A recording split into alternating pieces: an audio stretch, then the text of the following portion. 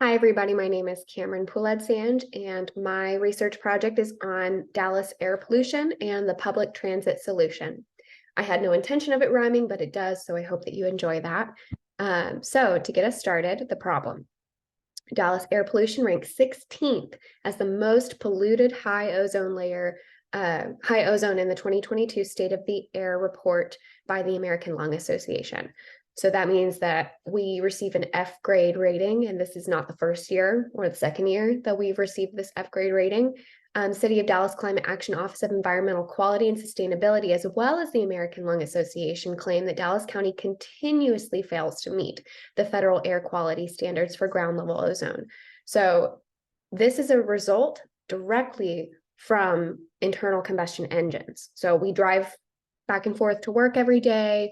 We drive around Dallas. Dallas is a big place. So to get to and from places in our cars, we are producing a lot of carbon emissions. So this is a couple of maps that show us where our air quality monitors are located. And this is basically, I pulled this from a study that states that our air quality monitors are not evenly distributed across Dallas County, and that our air quality could actually be much worse than what it currently states. So we could be worse than 16th even. We could be 15th or 14th and not even know it because we don't have equally distributed air quality monitors.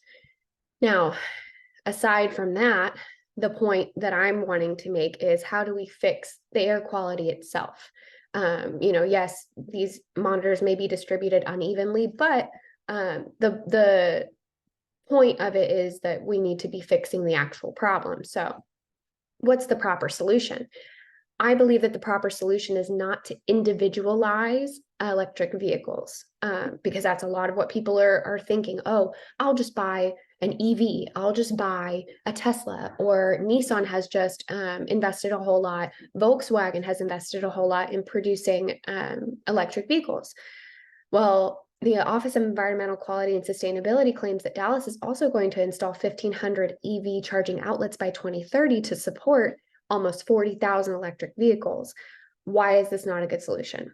It's not because Earth.org has an article that claims we do not have enough rare minerals to power all of the electric cars in the world, and also that the mining of cobalt in the Democratic Republic of Congo, as well as lithium in Chile, supports the exploitative relationships between unaccountable firms and local populations.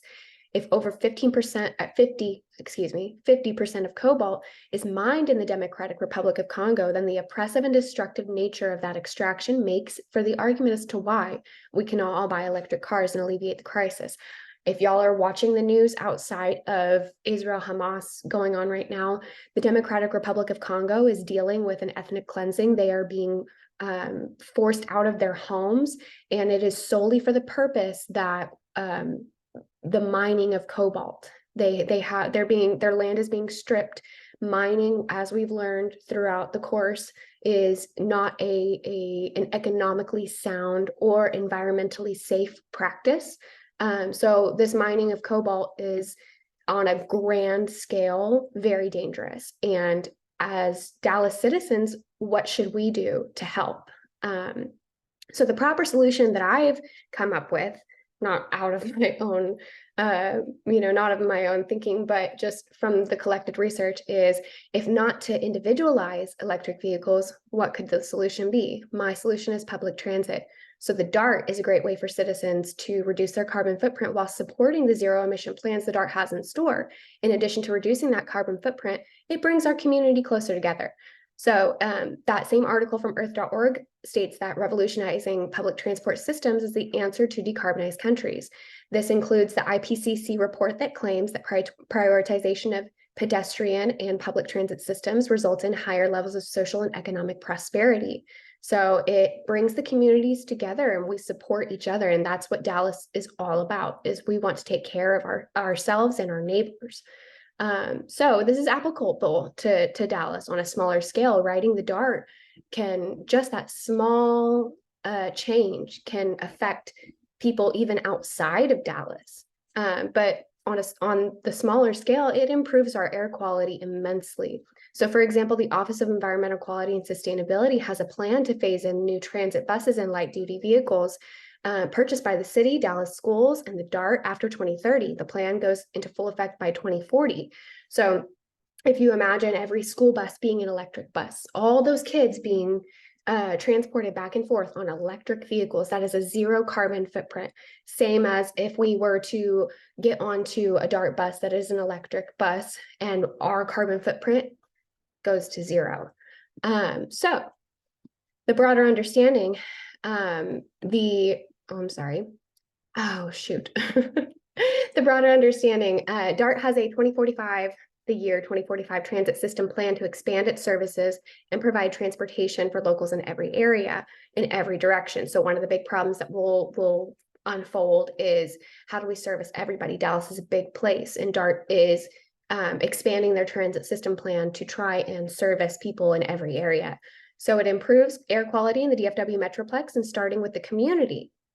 This means that we have to destigmatize public transportation as a poor people's commute, as well as the stigma that it's unsafe to travel via public transit. For example, Japan focuses on taking care of their society and less on the individualism. So instead of promoting electric vehicles for each and every person, they encourage everybody to ride public transport, and in doing so, diminishes their carbon footprint. And we can take after that as a city in Dallas. We can definitely take after that.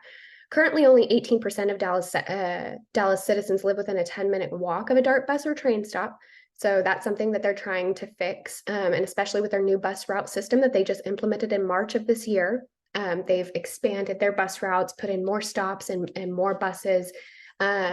And then their new bus network has started to unfold good productivity. So the next step, DART has begun to put its plan into place and reduce its carbon footprint by adding 7 zero-emission all-electric buses to its fleet. That means that the more electric buses that there are, the lower the carbon emissions are. I know what you're thinking. We just talked about cobalt. Well, one bus with all these people riding this bus, or every single person getting an electric vehicle and all the cobalt that goes into every single vehicle. That's the argument I'm trying to make here. It is much more cost effective and reasonable to ride the bus and it be an electric bus than for everybody to ride in a Tesla or the new Nissans or the new Volkswagens or that electric truck. So incentivizing. How do we incentivize residential, just the day-to-day commuters? There's a van pool service that rides in the HOV lane. If you work downtown, then we can go all the way downtown in the HOV lane. You don't have to worry about riding in traffic or worry about driving or having to focus on all of that. The DART is using their 2045 transit system plan to expand the services and provide transportation to every area. What if you live in the suburbs? That kind of thing. So now that the job market has broadened past just downtown, the DART has to adapt to the needs of the citizens that live in those outskirt areas. That's what the 2045 plan is all about. It's got to adapt. And so that's what they're doing, is adapting. And they even have programs to earn rewards and choosing greener commute options. So you can actually ride the DART for the cost of a tank of gas. You can ride the DART for a whole month. That's a lot of money you're saving. And think about how expensive gas is right now. You're going to and from, and for the whole month, you could ride for one tank of gas. Business incentives, by encouraging employees to ride and offering pre-tax commuter benefits and small subsidies. So, businesses can actually incentivize their employees. Hey, you should ride the bus. It's all about taking care of our communities. We have to look out for each other. So they also suggest that riders will show up to work feeling less drained from their commutes. I love that. I think that, that's one of the big things that we deal with right now with how busy everybody is. Everyone's tired by the time that they get home. It could really take a lot off of our shoulders to be able to get a little bit of work done on the ride home. In conclusion, so right now, only 220,000 people out of 6 million are riding the DART every day. This study here, this says the ridership trends at 97,000 in 2017. So up to now, it's gone up to 220,000. But imagine if so many more people rode the DART. and eliminated their carbon footprints entirely, especially once these buses go full throttle EV, then the outcome would mean that Dallas-Fort Worth diminishes its carbon footprint by a wide percentage. We could be, think of all the cities in America. We could be 50th, 60th of the cities with mass car, out of all the cities that are putting out their carbon footprint. Well, we could be a leader. We could be an example of how to go about challenging this carbon footprint. We don't want to take our air quality issues and put them on the shoulders of people across the world. We want to take it on full force head on. And so that's what this is all about. It's reimagining what it's like to change our air quality in Dallas.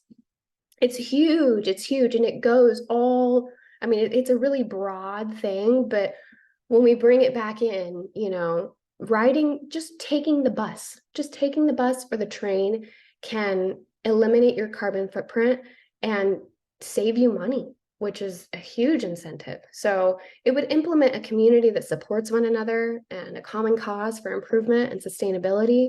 And that's why I chose this topic. So I hope that you enjoyed my presentation. I hope that it was short enough and gets into the time slot. And I appreciate your time. Have a wonderful day.